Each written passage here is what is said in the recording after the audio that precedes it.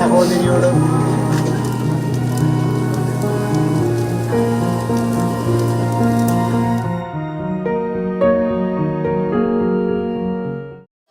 കണ്ടു നിന്നവരുടെ ഹൃദയം തകർന്നു. പകരം എന്നെ കൊണ്ടുപോയില്ലല്ലോ എന്ന് പൊട്ടിക്കരയുന്ന മകൻ. ഞാനിങ്ങനെ കാണേണ്ടി വന്നല്ലോ. എനിക്ക് താങ്ങാൻ പറ്റുന്നില്ലാണോ? ഞാൻ തകർന്നു പോയമ്മ, ഞാൻ തകർന്നു പോയി. എന്നെ കൊണ്ട് പറ്റൂലമ്മ. അമ്മ എന്നിട്ട് പോലമ്മ. അമ്മ എനിക്ക് കാണണ്ട.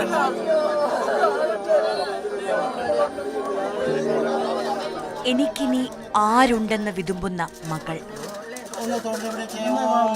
സാന്താകാരം ജഗജയനം പത്മനാഭം സുരേശം വിശ്വാധാരം ഗഗനസദൃശ്യം മേഘവർണം ശിവാംഗം ലക്ഷ്മീകാന്തം കമലനയനം ഭൂമിതജ്ഞാനജന്യം വന്ദേ വിശ്വഭവഭയങ്കരം ദൈവമേ സച്ചിദാനന്ദ ദൈവമേ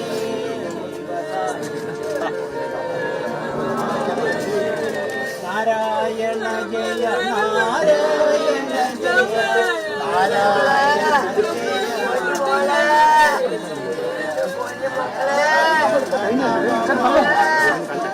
എന്റെ പൊന്ന് ചതഞ്ഞു പോയെന്ന് അലറിക്കരയുന്ന അമ്മ.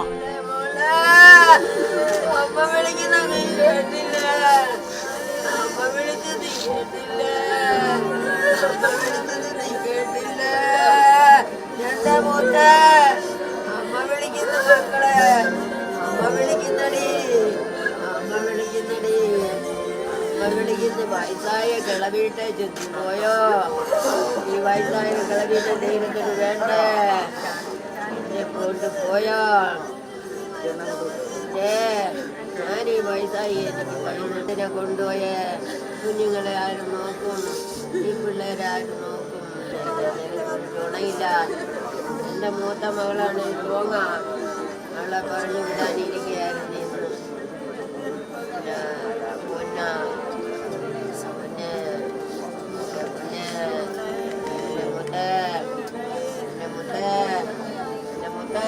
ഈ കുടുംബത്തിന്റെ എല്ലാമായിരുന്നു ബിന്ദു.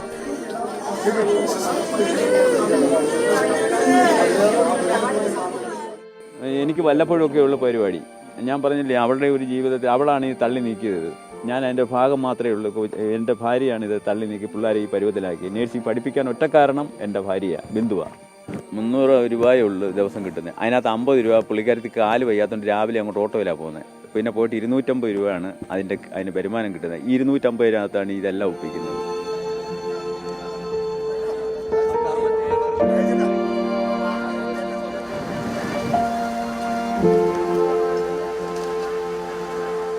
സ്വന്തമായി കിടപ്പാടം പോലുമില്ലാത്ത ബിന്ദുവിന് അവസാന യാത്രയൊരുക്കിയത് അനിയത്തിയുടെ വീട്ടിൽ.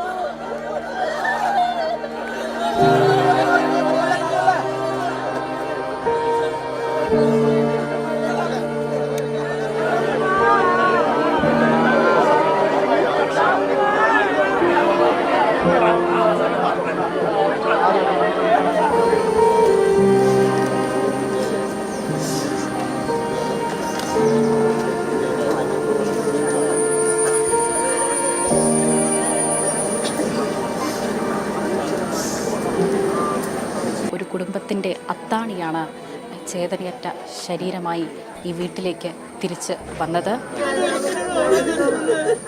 കുഞ്ഞുങ്ങൾക്ക് വേണ്ടി എടുത്ത മക്കളെ അപ്പോഴേ കൊടുക്കും, പിന്നുള്ളത് കൂട്ടും. ഈ വീടുകൾ കണ്ടാലറിയാം എത്രമാത്രം ശോചനീയ അവസ്ഥയായിരുന്നു എന്നുള്ളത്. ലൈഫ് മിഷൻ പദ്ധതിയിൽ ഉൾപ്പെടുത്തി നിർമ്മിച്ച ഒരു വീടാണ് ഇത്. പണി പൂർത്തിയാക്കാത്ത ഒരു വീടാണ് ഇത്. അത്രമാത്രം ദയനീയമായ ഒരു അവസ്ഥയിലായിരുന്നു ഇവിടെ ബിന്ദു അതുപോലെ തന്നെ കുടുംബത്തിലുള്ളവരും താമസിച്ചിരുന്നത്. വസ്ത്ര വ്യാപാര സ്ഥാപനത്തിൽ ജോലി ചെയ്ത് വരികയായിരുന്നു. ദിവസവും 300 രൂപയായിരുന്നു വേതനം എന്ന് പറഞ്ഞിരുന്നു. ഈ 300 രൂപ കൊണ്ട് ഒരു ദിവസം എത്രമാത്രം മുന്നോട്ട് പോകും എന്നൊരു കാര്യമൊക്കെ തന്നെയും നമുക്ക് ഏകദേശം ഊഹിക്കാവുന്നുള്ളൂ. ഇപ്പം നമ്മുടെ കൂടെ അയൽക്കാരാണ് ഉള്ളത്.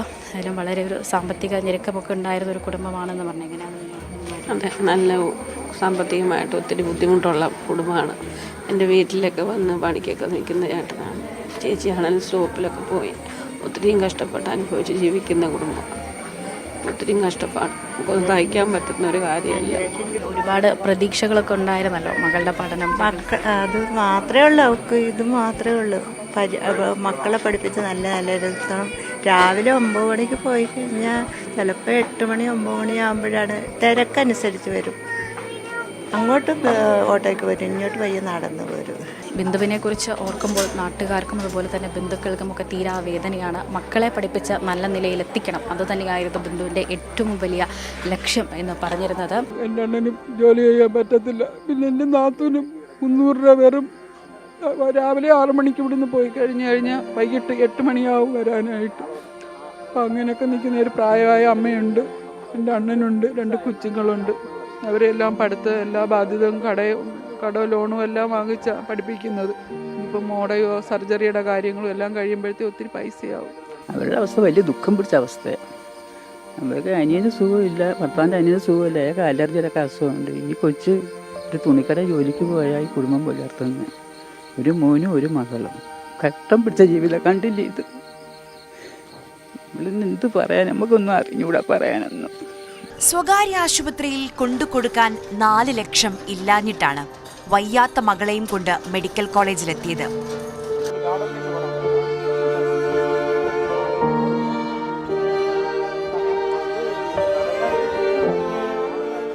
ഇപ്പം ഈ കൊച്ചിന് ആശുപത്രി കൊണ്ട് 2-3 ലക്ഷം ഓപ്പറേഷൻ ചെയ്യാനാവും. അങ്ങനെ ഞങ്ങളെല്ലാവരും കൂടെ പിരിവെടുത്ത് ഉള്ളതോ കൊണ്ടുകൊടുത്താൽ ഇപ്പം ഈ ആശുപത്രി അഡ്മിറ്റ് ആക്കിയത്. എങ്ങനെ കയറുമെന്നൊന്നും ഞങ്ങൾക്ക് അറിഞ്ഞുകൂടാ. എന്തെങ്കിലും ചെയ്താൽ കുടുംബം രക്ഷപ്പെടുത്തണം, അതേ ഉള്ളൂ പറയാം. ആ കൊച്ച് ലോൺ എടുത്ത് പഠിച്ചാൽ ലോൺ എടുക്കാൻ പൈസയ്ക്ക് വന്നപ്പോഴാണ് ഈ ആപത്തായി. ആശുപത്രി ലോണിനെ ആക്കണം. ആ കൊച്ചിനെ കാലത്തെ കുളിപ്പിച്ച് ആഹാരവും കൊടുത്ത് ബ്ലഡ് എടുത്ത് ഭർത്താവിൻ്റെ കയ്യിലോട്ട് വെളിയിൽ കൊണ്ടു കൊടുക്കാനായിട്ട് ഈ കൊണ്ടു കൊടുത്തിട്ട് കയറി വന്നിട്ട് ഇവിടെ കൈയും കാലും കഴുകാൻ കയറിയതേ ഉള്ളൂ അറിയാവൂ. ഇടിയുന്ന കേട്ട് കൊച്ചു കിടക്കുന്നതിൻ്റെ സൈഡിലാണ് ഇടിയൊക്കെ നടക്കുന്നത്. ഇടിയുന്ന കേട്ട് ബഹളം കേട്ട് അപ്പം അമ്മയെ കണ്ടില്ല, ഇവിടെ എല്ലാം ഇടിഞ്ഞു വേണമെന്ന് കൊച്ചു വിളിച്ചു പറഞ്ഞപ്പോഴാണ് അവൻ അറിയുന്നത്. അന്നേരം അവൻ വിശ്വസിക്കുന്നില്ല. അപ്പം ഞങ്ങളും ഒക്കെ അറിഞ്ഞപ്പോഴേ ഞങ്ങൾ പറഞ്ഞടാ അവിടെ എവിടെയെങ്കിലും കാണുമെന്ന് പറഞ്ഞതാ. ഞങ്ങൾക്ക് പറയാൻ വേറെ ഒന്നുമില്ല. സർക്കാർ പിരിവെടുത്താലും നാട്ടുകാർ പിരിവെടുത്താലും ആ കുടുംബം കരകയറ്റണം. ഈ വീടിൻ്റെ യഥാർത്ഥം ഈ വീട് കൊണ്ടുപോയത് ബിന്ദു ആയിരുന്നു.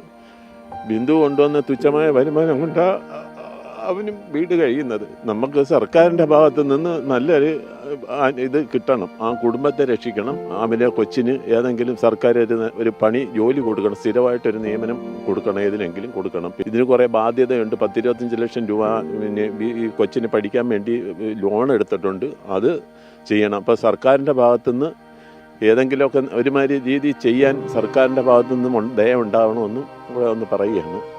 ബിന്ദു ഒരു തെറ്റേ ചെയ്തുള്ളൂ, വിശ്വസിച്ചു നമ്മുടെ സർക്കാർ സംവിധാനങ്ങളെ.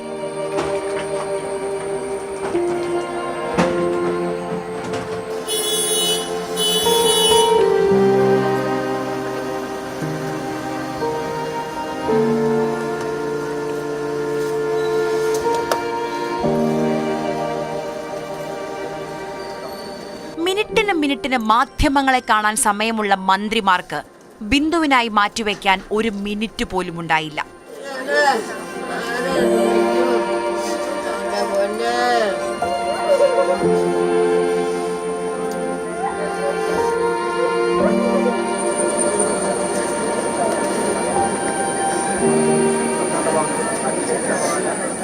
പ്രതിപക്ഷ പ്രതിപക്ഷ നിര ഒന്നാകെ ഇവിടെ എത്തിയിട്ട് പോലും മന്ത്രിമാരാരും ഇവിടെ എത്തിയില്ല എന്നത് ഏറ്റവും ഖേദകരമായ കാര്യമാണ്. പക്ഷേ ജനരോഷം ഭയന്നാണോ എന്ന ഒരു ചോദ്യം അത് ചോദിക്കേണ്ടി വരും.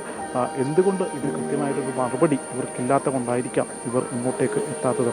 നിലവിലിപ്പോൾ വി എൻ വാസവൻ കോട്ടയത്തെ മാധ്യമങ്ങളോട് പ്രതികരിച്ച ശേഷം തിരുവനന്തപുരത്തേക്ക് എത്തിയെന്നാണ് അറിയാൻ കഴിയുന്നത്. മറ്റ് മന്ത്രിമാർ അവിടെ ഉണ്ടായിരുന്നു.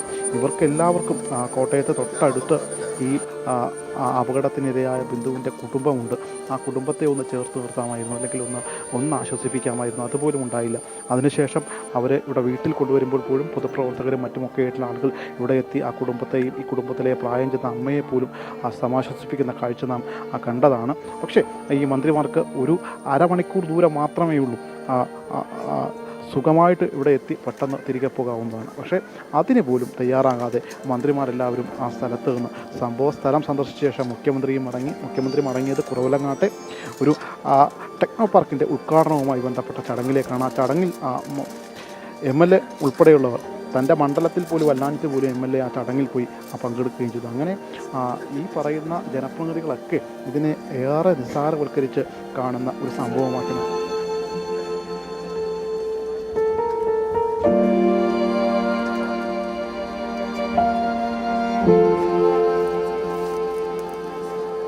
മുഖ്യമന്ത്രി അവിടെ വരെ എത്തിയിട്ട് എന്താണ് സംഭവം? ആ കുടുംബത്തെ ഒന്ന് ചേർത്ത് പിടിക്കാൻ, അല്ലെങ്കിൽ അവരുടെ ഭർത്താവിനെ, മക്കളെ ഒന്ന് കാണാനൊന്നും തയ്യാറായിട്ടില്ലല്ലോ.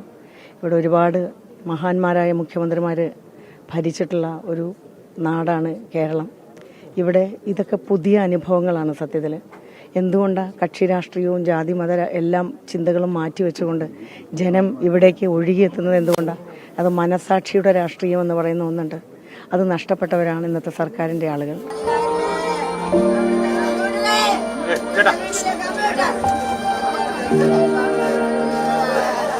ആവേശമായിരുന്നു മന്ത്രിമാർക്ക്.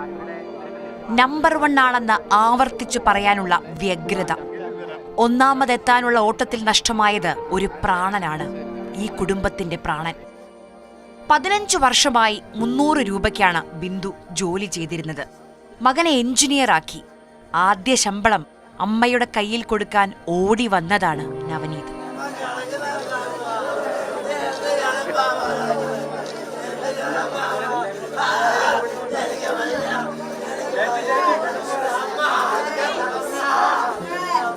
നവനീത് ഇവിടെ ഒരു ചെറിയ ജോലി നിൽക്കുക. അവന് പഠിച്ചിട്ട് കഴിഞ്ഞിട്ട് ഇവിടെ എടപ്പള്ളി എന്ന് പറഞ്ഞിട്ട് ഒരു ചെറിയ ജോലി നിൽക്കുകയായിരുന്നു. ഞാൻ വിളിക്കുകയായിരുന്നു, അമ്മയ്ക്ക് ഇങ്ങനെ വയ്യ കാണാനിട്ടിടാന്ന് പറഞ്ഞപ്പോൾ അവൻ അവിടുന്ന് വരുമായിരുന്നു.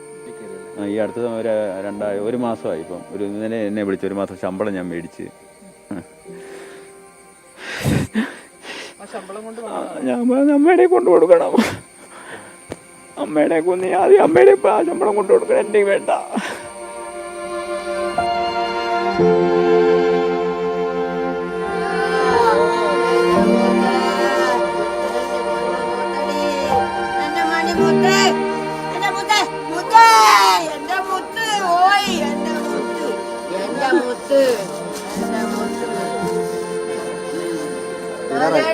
ശിവാസി പോയി അവിടുത്തെ പണിയും ചെയ്ത് എന്റെ കുഞ്ഞുങ്ങളെ രണ്ടിനെ എന്റെ കൊച്ചുങ്ങളെ, എന്റെ മകന് എനിക്കൊരു ജോലിയാക്കണം, എന്റെ മകനൊരു ജോലിയാക്കണം.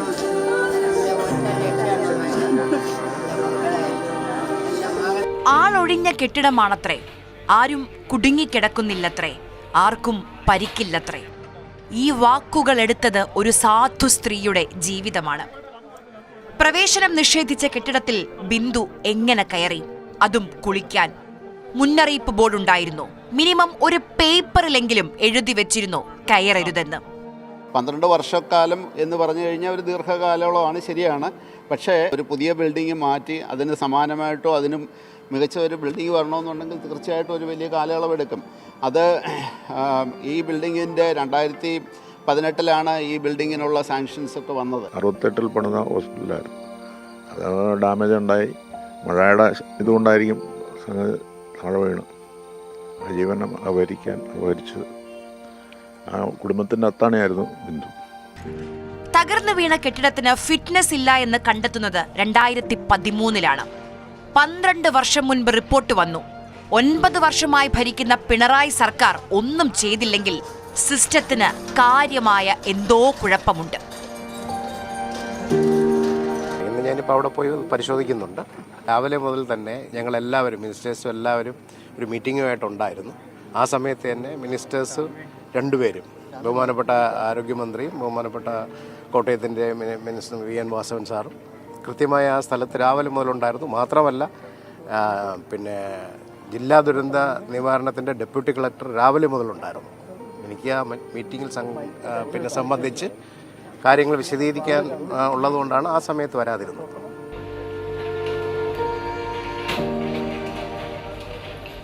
ബിന്ദു കെട്ടിടാവശിഷ്ടങ്ങൾക്കിടയിൽ കുടുങ്ങി. പ്രാണവായുവിനായി കേഴുന്ന സമയത്ത് മന്ത്രിമാർ കോടികളുടെ കണക്ക് പറയുന്ന തിരക്കിലായിരുന്നു. കെട്ടിപ്പൊക്കിയ PR ഇമേജ് പൊളിയാൻ പാടില്ലല്ലോ. കേരളത്തിന്റെ ആരോഗ്യ മേഖലയിൽ വിസിബിൾ ആയിട്ടുള്ള ചേഞ്ച് ഉണ്ട്. ഇപ്പോൾ അതിന് ഏറ്റവും നല്ല ഉദാഹരണം കോട്ടയം മെഡിക്കൽ കോളേജ് തന്നെയാണ്. എത്രയോ പുതിയ നിർമ്മാണങ്ങളാണ് ഇവിടെ വന്നിരിക്കുന്നത്. അപ്പം ദൃശ്യമായ വികസന പ്രവർത്തനങ്ങൾ സാധ്യമായ ഒരു മേഖലയാണ് ആരോഗ്യ മേഖല, കേരളത്തിന്റെ ആരോഗ്യ മേഖല. ദാ ഈ ദൃശ്യങ്ങൾ പറയുന്നുണ്ട് ഇന്നലെ എങ്ങനെയാണ് ബിന്ദുവിനായുള്ള തെരച്ചിൽ തുടങ്ങിയതെന്ന്. ആരെങ്കിലും ഒരാൾ കുടുങ്ങിയിട്ടുണ്ടോ ഇല്ലയോ എന്ന് പോലും നമുക്ക് അറിയത്തില്ല. യുദ്ധകാല ചെയ്യേണ്ട കാര്യമില്ല. നിങ്ങൾ അങ്ങനെ നോക്കണ്ട, നിലപാട് ക്രമീകരണം ചെയ്യുക. ആൾക്കാർ ഇങ്ങനെ കൂടി നിന്നിട്ട് കാര്യമുണ്ടോ? കാരണം അത് കൂടുതൽ അപകടം ഉണ്ടാകാത്ത രീതിയിൽ ക്ലിയർ ചെയ്യണം. അതിനുവേണ്ടി ഫയർഫോഴ്സ് എക്യുപ്മെന്റ്സ് വിളിച്ചിട്ടുണ്ട്, ചെയ്തോളൂ. 10 മിനിറ്റ്സ് അപകടം നടത്തുന്നത് എത്ര നേരമായി? ഇതൊക്കെയാണ് മറുപടി. 10 മിനിറ്റ്സ് എന്ന് പറയുന്ന കാര്യമുണ്ടോ? അപകടം നടന്ന ലോകത്തുള്ള ആൾക്കാർ മുഴുവൻ മെഡിക്കൽ കോളേജിലെത്തി. എന്നിട്ട് നിങ്ങൾ 10 മിനിറ്റ് എന്ന് പറയാ. ഇതിന് യുദ്ധകാല സംവിധാനം വേണ്ടേ? ആരോടെ ഈ പറയുന്നത്? ചെയ്യും കേട്ടോ, നാണക്കേട്. എത്രയും പെട്ടെന്ന് ക്ലിയർ നോക്കാൻ ആൾക്കാർ അറിയണ്ടേ? നമ്മൾ പ്രതീക്ഷിക്കുന്നത് നമുക്ക്, കാരണം ആരെങ്കിലും ഒരാൾക്ക് എന്തെങ്കിലും അപകടം പറ്റുമെന്നൊരു സംശയം കൊണ്ടാണ് നമ്മളിങ്ങനെ പറയുന്നത്. അത് എത്രയും പെട്ടെന്ന് ചെയ്യുന്നതായിരിക്കും എല്ലാവർക്കും നല്ലത്. അനാസ്ഥ ഉണ്ടെന്നുള്ള കാര്യത്തിൽ സംശയമുണ്ടോ? ആർക്കെങ്കിലും സംശയമുണ്ട്? അല്ല, അവർ വീഴ്ച അവർ സമ്മതിക്കണ്ട. കേരള സമൂഹത്തിന് ബോധ്യപ്പെട്ടിട്ടുണ്ട്. അവിടെ ചെന്ന ആർക്കും ബോധ്യപ്പെടും. അവിടെ 3 ആഴ്ച വരെ ആ ബാത്റൂം ഉപയോഗിച്ചവരുണ്ട്. എന്നിട്ടും ഇവിടെ ആരുമില്ല എന്ന് പറയാൻ ധൈര്യമുണ്ടായല്ലോ. അവിടുത്തെ ആൾക്കാരെ ഡിസ്ചാർജ് ചെയ്ത് കൊണ്ടുപോകാൻ ധൈര്യമുണ്ടായല്ലോ. കേരളത്തിൽ എല്ലാ പാർട്ടിക്കാർക്കും കൺസേൺ ആണ്. അത് ഒരു ഭരണപക്ഷമോ പ്രതിപക്ഷമോ ഒന്നുമില്ല. എല്ലാ പാർട്ടിക്കാർക്കും ഇന്ന് കൺസേൺ ആണ് കേരളത്തിലെ ആരോഗ്യ മേഖലയെക്കുറിച്ച്. ഇന്നലെ മുതൽ എനിക്ക് ഈ ഹോസ്പിറ്റലിൽ വന്ന് ദുരനുഭവം ഉണ്ടായവർ പലരും വിളിച്ചിട്ടുണ്ട്. ക്യാൻസർ ഇല്ലാതെ കീമോ കിട്ടിയവർ, 9 മണിക്കൂർ സ്ട്രോക്കായിട്ടും ചികിത്സ ലഭിക്കാത്തവർ, ഇവരുൾപ്പെടെ പലരും നമ്മളെ വിളിച്ച് അവരുടെ ബുദ്ധിമുട്ടും പരാതിയും ഒക്കെ പറഞ്ഞിട്ടുണ്ട്. അപ്പോൾ ചികിത്സാ രംഗത്തെക്കുറിച്ച് ഇവിടുത്തെ സാധാരണക്കാരൻ്റെ ആശ്രയമായ അവകാശമായ ചികിത്സ, ആ ചികിത്സ നിഷേധിക്കുവാൻ ആര് ശ്രമിച്ചാലും അത് നമ്മൾ അനുവദിച്ചു കൊടുക്കത്തില്ല. ഇവിടെ ഈ കുടുംബത്തിന് നീതി കിട്ടുക എന്നുള്ളത് UDFന്റെ കോൺഗ്രസിന്റെ പ്രഖ്യാപിത നയമാണ്. 68 വർഷം പഴക്കമുള്ള കെട്ടിടമാണ്. ഈ അപകട സമയത്ത് ആ കെട്ടിടത്തിലുണ്ടായിരുന്നത് 100 കണക്കിന് രോഗികളാണ്. കൈക്കും കാലിനുമൊക്കെ പരിക്കുള്ള രോഗികൾ. മരണത്തെ മുഖാമുഖം കണ്ട ഭയം എന്ന് വിട്ടൊഴിയും ഇവരെ?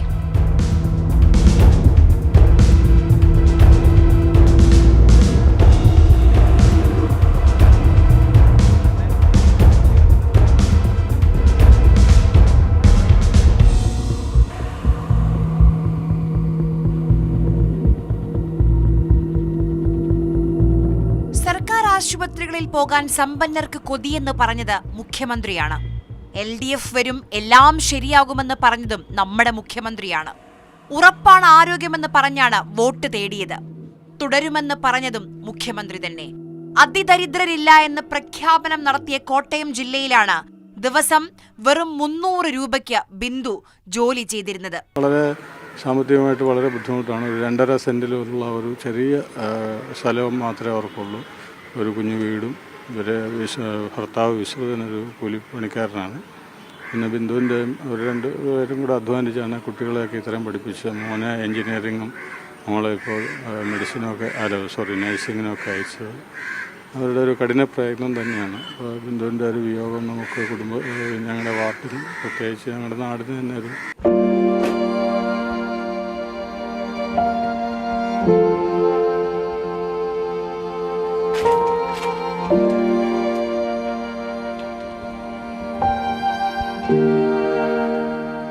വൈകിയാണെങ്കിലും മന്ത്രി VN വാസവൻ ബിന്ദുവിന്റെ വീട്ടിലെത്തി. കുടുംബത്തെ ആശ്വസിപ്പിച്ചു. സർക്കാർ കൂടെ ഉണ്ടാകുമെന്ന ഉറപ്പ് നൽകി. അവർ മുന്നോട്ട് ആവശ്യപ്പെട്ട 4 കാര്യവും നടപ്പാക്കി. ആ കുടുംബത്തോടൊപ്പം ഗവൺമെൻറ്റുണ്ട്. സർക്കാർ കൃത്യമായി ആ ഗവൺമെൻറ് ഈ കുടുംബത്തിന് എന്തൊക്കെ ചെയ്തു കൊടുക്കണോ ആ കാര്യങ്ങൾ ചെയ്ത് അവരെ സംരക്ഷിക്കും. അതാണ് നമ്മളിപ്പോൾ ആലോചിച്ചിട്ടുള്ളത്. ഈ തരത്തിലായിരിക്കും കാര്യങ്ങൾ മുന്നോട്ട് പോകുന്നത്. അല്ല, ഇപ്പം താൽക്കാലികം എല്ലാം അടിയന്തരമായി ചെയ്യാൻ പറ്റൂ. മറ്റേ ഗവൺമെൻറ്റിന് ചെയ്യുന്നതിന് ക്യാബിനറ്റ് ഡിസിഷൻ വേണം, മറ്റു പല കാര്യങ്ങൾ വേണം. അതിന് മുമ്പ് തന്നെ മെഡിക്കൽ കോളേജ് HDSൽ താൽക്കാലിക ജോലിക്ക് എടുക്കാൻ നിലവിലുള്ള പ്രൊവിഷനുണ്ട്. അത് വേക്കൻസി നോക്കിയിട്ട് കളക്ടറാണ് അതിൻ്റെ ചെയർമാൻ, സെക്രട്ടറി, സൂപ്രണ്ടുമാണ്. അത് ചർച്ച ചെയ്തിട്ട് അടിയന്തരമായി കൊടുക്കാൻ പറ്റും. അതാണ് അവരെ പെട്ടെന്ന് ആവശ്യപ്പെടുന്നത്.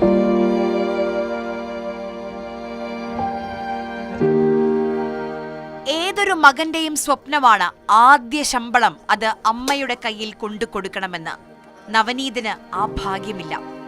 ആദ്യ ശമ്പളം അമ്മയുടെ സംസ്കാരത്തിന് ചെലവാക്കേണ്ട ദുർവിധി ആർക്കും വരുത്തരുതേ.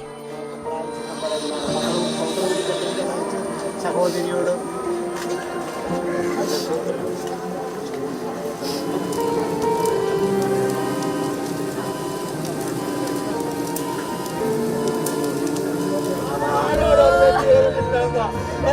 ഇങ്ങനെ കാണേണ്ടി വന്നല്ലോ.